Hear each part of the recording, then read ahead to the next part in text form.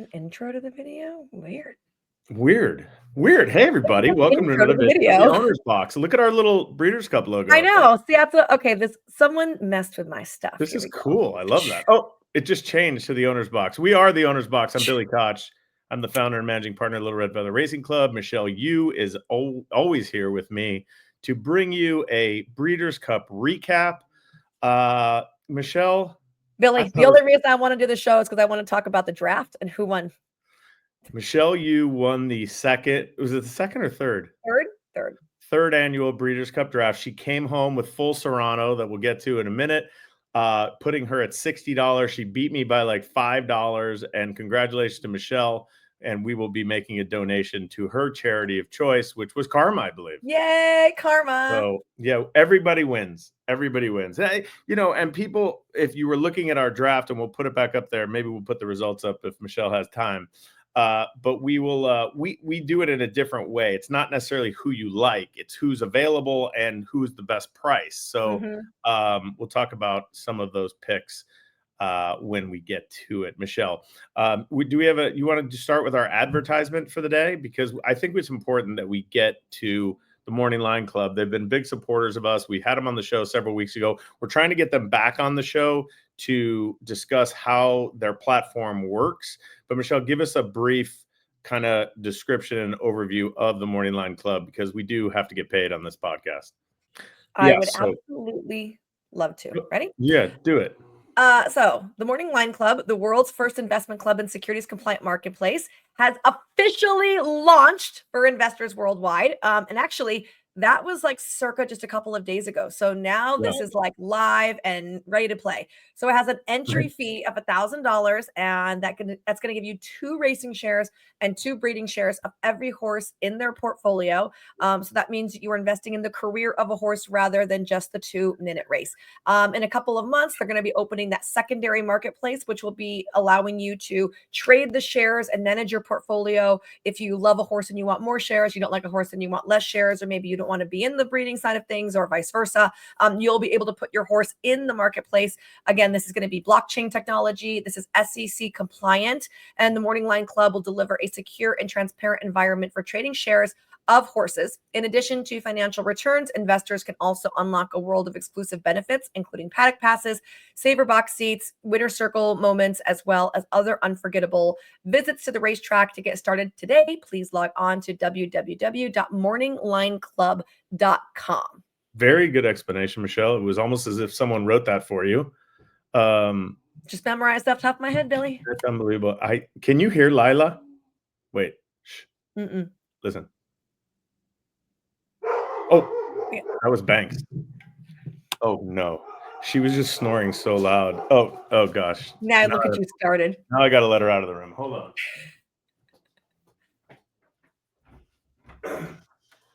Go on.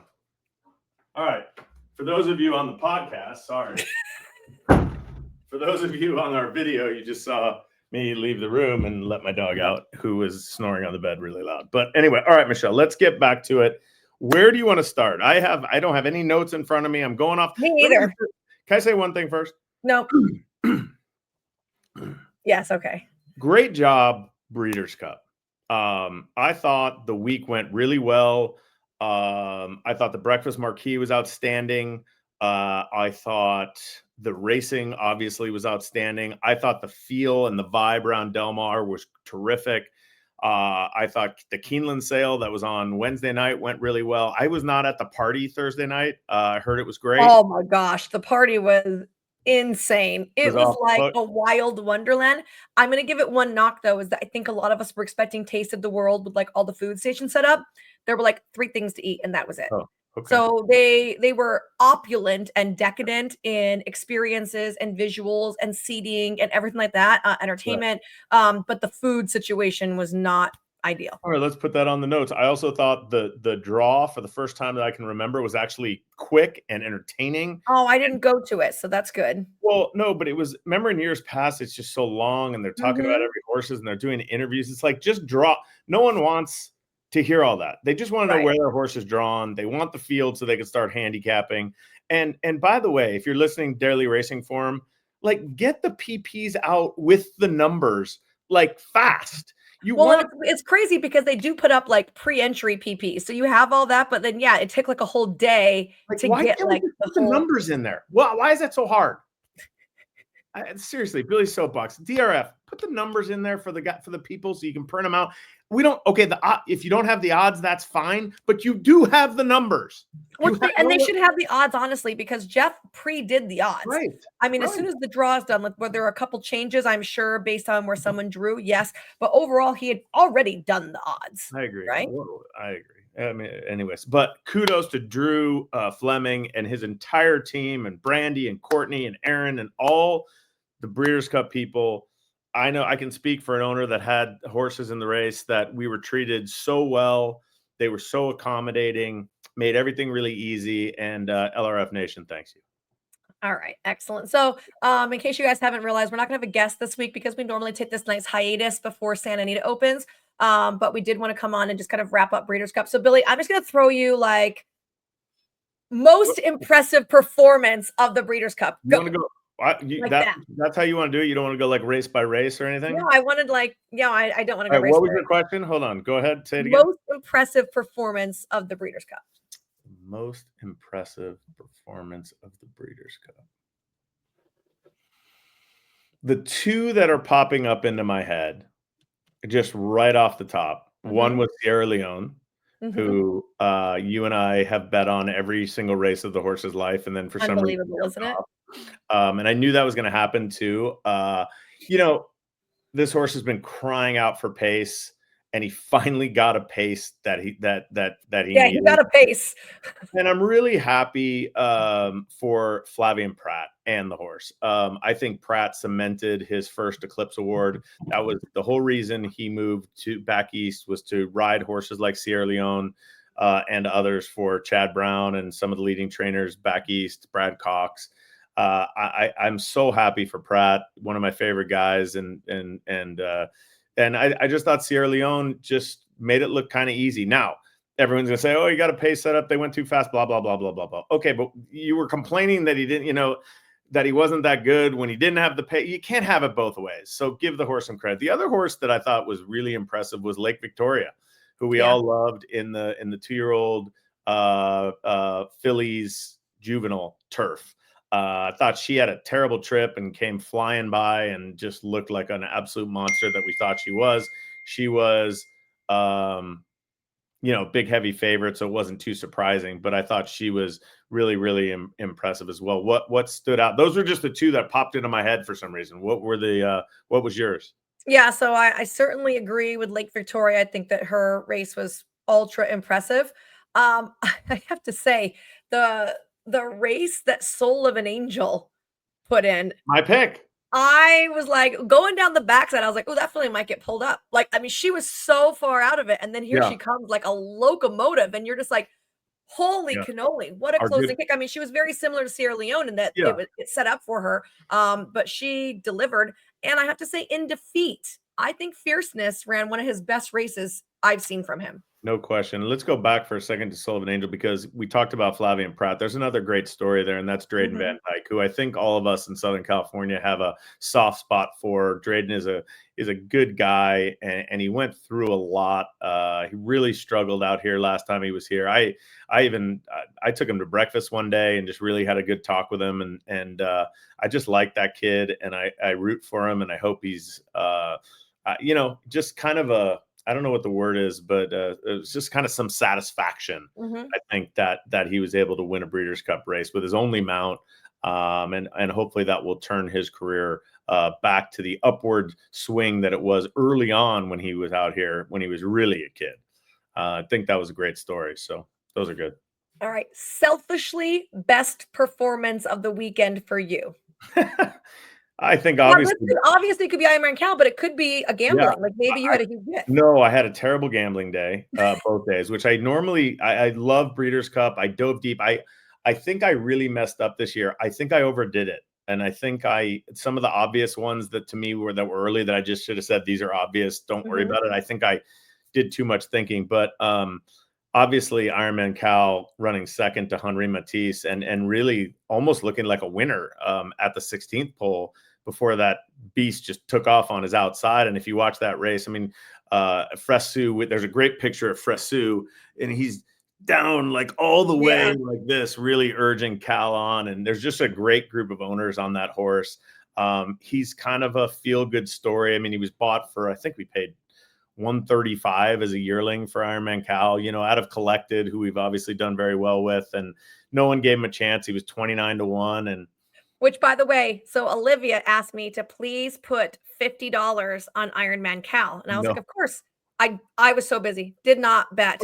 When I looked at when I saw that horse, I was like, oh God, no. This is gonna be so expensive. No. I'm like, can you just run so by a nose? I'm so proud of him. And then Gold Phoenix, like what more can you say? I think, listen, we talked about Mark Martinez with Soul of an Angel, and congratulations to Mark, but like, what a gamer. Mark Martinez bought a leg of Gold Phoenix. The one that bought Gold Phoenix? Yeah, for $125,000. I thought that was a bargain, really. I mean, I think he's like a 15-year-old gelding. But yeah, here's the thing. And I told a couple people, but I don't think anybody really took it seriously. And Mark stepped up, took a quarter for $125,000. And Gold Phoenix goes and runs fourth. Again, second straight year, earns $250,000, and ran the best race of his life on all the numbers, except for the buyer, of course, which you don't understand. But and a great job by Kyle Frey there. And obviously Team D'Amato gets a lot of credit for both Ironman Cal and Gold Phoenix. But, Kyle Frey, we had a plan, and we knew we had to save ground somehow, some way. You didn't get the best draw. No, we didn't get a good draw at all. And he ended up being too wide, maybe most of the way, kind of swung out down the lane, and he fought and battled for fourth. I mean, I have to look this up right now because Steve Haskin, who we had on our show a couple weeks ago, wrote a really nice thing in his Breeders' Cup recap. And normally, listen, if you do listen to our show, we don't pump each other up. This is not but he said, a shout out to Little Red Feather Racing, who won the mile 20 years ago with 16 to 1 shot Singletary. This year, they sent out 2 male starters. You ready for this, Michelle? Ironman Cal at 29-1 in the juvenile turf, and Gold Phoenix at 32-1 in the turf. Although neither won, Little Red Feather can take great satisfaction knowing that of their 21 combined opponents, not a single American-trained horse finished ahead of them, with the only horses that did being owned by Coolmore, Godolphin, and Japan's powerful Sunday Racing. I've got goosies. Yeah. They also can be proud of the fact that both long shots combined to finish ahead of 3 horses trained by Todd Pletcher, 2 trained by Aidan O'Brien and Charles Appleby, and 1 each trained by Chad Brown, John Gosden, and Christophe Clement. Nice. So, you look at these big days and you go in and you look at the tote board and it says 30-1, and you're like, what are we doing here? And then things like this happen. I mean, that's why we're in this game. And I think it's a tribute to all the Little Red Feather partners who, continually support us. And we know we're Moneyball, we're the Oakland A's circa, the whatever that was in the 90s, and it's just it's an amazing feat. I'm very, very proud. And that Steve Haskin really wrote it the best. And thank you, Steve, for pointing that out. But it is cool. I mean, Ironman Cal right now is the best 2-year-old turf horse boy in the country. Which is wild to say, but he is. Right. Like, there's no argument for it. You can't say, I mean, that race, all the best American 2-year-old turfers. Now, there might be someone who hasn't run yet or who but right now he is. Do you agree? I mean, am I saying anything that's crazy? No, he ran a bang-up race right there. And Gold Phoenix, no one gives him any credit. He beat everyone loves GFP. Everyone, but he beat Farbridge. Who else was in there? Emily Upjohn and all those other and I don't even know the Americans that were in there. The one from Kentucky he beat. I mean, that's 2 straight years that he's basically, other than Up to the Mark last year, who I think ran second. And August Rodin, right? Like, I mean, that's all he finished behind last year. Yeah. August Rodin. I mean, it's pretty amazing. Oh, there we go. I'm off the Little Red Feathers soapbox. People are probably turning off the show right now. Okay. Biggest disappointment of the weekend. Yeah. I mean, for us, thought process and she just went out so fast. I don't even want to talk about it. I haven't watched the replay. I was very upset after that race. I don't really get to yell at Hector Barrios because I was upset with Hector Barrios. Yeah, I was too. I'm not gonna lie. I was Yeah. very upset. I think she just got away from him. I think that I don't know what happened. It was just awful. But other than that, I really I don't think I have too many major disappointments that I personally thought going in were going to run one way or another. I think the horses that I didn't, you do. Okay, who do you have? Because Notable speech. notable speech ran second, third. Yeah, I singled him, like, I was like, "There's no way Okay, they're beating him."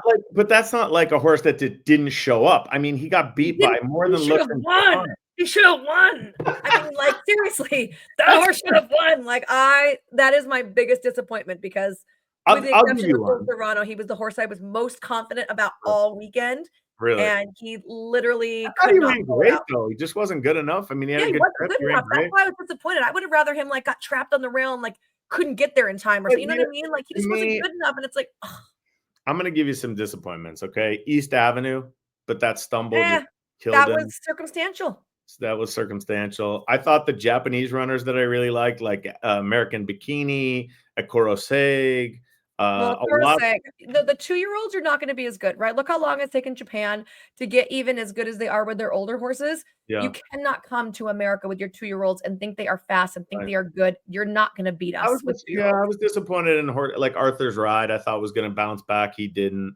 Mhm. Next, just found himself in the wrong spot. Poor Well, that's guy. your fault, Billy. You pressured him to come into running in the Breeders' Cup. He did not pressure anybody to do anything, Michelle. If they're listening to me, then they're in trouble. Well, I do feel bad for Next. Obviously, we all wanted to see if he was Yeah, gonna be as good that good, but, like, on paper, you knew he wasn't gonna be close, especially when they yeah, went as fast as they did. yeah. And he was just kind of out in the realm, but hopefully he bounces back and he's fine doing what he's best at, and then no one's gonna pressure him again to kinda step outside his specialty house, right? No, I agree with that. I agree with that. And just, but I give him credit for taking a shot. I mean, Mhm. sometimes you take shots and they don't work out. I mean, that's just part of this game. So, but I appreciate them taking a shot. All right, next one. Next question. Um, How about the how horse that you thought ran amazingly but didn't get the job done, unfortunately? well, that was fierceness. That was fierceness That for was you. fierceness for me. Yeah. Mhm. Yeah. I thought Johannes. Oh my gosh, how good of a race did Johannes run? I knew, I listen, there is a distinct uh un-California bias in our world of racing, Mhm. and I really wanted Joe. I've said all year that I thought he was awesome, Yes. and we've said it. We've had their owners on this podcast, and I think he just no one believed it, and I think he showed up and proved just how good he is, and it makes some of the horses he was beating look even better. The Concludes of the world, and some of those horses out west that just were getting basically shit on. I think he proved just how good he was, and I think I heard they're bringing him back next year, which is a bummer Hope for us, so. but Oh, yeah, but hope so for racing because we need for horses to racing, hang around. Larry Starf said that Farbridge is gonna be coming back around, so we'll have another turf horse there. Um, Gold would be Phoenix nice. coming back. Yay, He's the best. GFP. Yeah, Okay. What was your takeaway from Torpedo Anna? I think Is she she did. horse of the year, yes or no? I'm going to be honest. I have not put much thought. I've read a bunch of arguments. I think she probably should. I think she probably should. I think she's done everything that's asked about her of her. I don't think that race was anything spectacular because of all the Mhm. scratches, and she just had such a pace advantage. But it's not fair to criticize her for Right, beating who was there. I mean, she just right. did what she was supposed to do. But the run in the Travers was incredible. The Oaks, I think she's deserved. I think she's on that level with some of the great fillies and mares of all time. Probably not. I think she might be a cut below, but she certainly is an absolutely amazing filly. I think Kenny McPeak has done a great job, and Brian Hernandez obviously fits her to a T and knows her well. And listen, I loved her in the Oaks, and I think she deserves everything that's coming to her. I think the Eclipse Award is going to be interesting for like 3-year-old male. Uh, Yeah, where's your vote fall for that? um, Again, you're catching me off guard because I really haven't put too much thought into it, Mhm. but based on Sierra Leone's win and his body of work and the fact that even though Fierceness beat him a couple times, I think when you look at the overall body of work and you look at the championship race, even though Fierceness ran an unbelievable race, I think Sierra Leone has to be into consideration. I think it's going to be close though. I think it's going to be close because they'll look at those two amazing performances by Fierceness, even in a loss to Torpedo Anna, and I think it's going to be close. I think I would give the slight edge to Sierra Leone just based on recency and the big win. All right, my final question for you. Yeah, A lot of horses left Breeders' Cup and headed straight for the breeding shed. yeah. Which stallion would you breed to? Well, I mean, I think the smart answer would be I have to know my mare, right? Depends Well, on what's just say on. you have a perfect nick for everyone, but you can only breed to one. Okay? Okay, what are my options? Who left? Oh my Cogburn, gosh. Okay, Cogburn, National Treasure, Domestic Product. domestic product. I I'll was throw very wait. I'm going to go back. I was disappointed in domestic product. I think when they turned for home, I thought he was going to win by 5 lengths, and he just Mhm. kind of flattened out in the stretch. Okay, keep going. Domestic product, Who Cogburn, else? National Treasure, City of Troy. City of Troy. Um, He was kind of a disappointment too. Let's be honest. Dirt. There was a lot of Actually, hype. I'll say I don't think he looked uncomfortable in dirt. He hated the kickback, maybe, which I don't think he wanted to run into at all.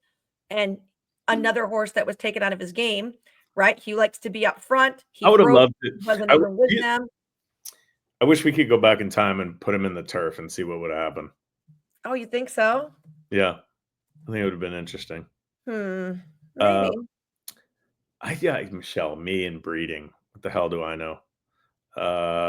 Those are my options. You just gave me 4.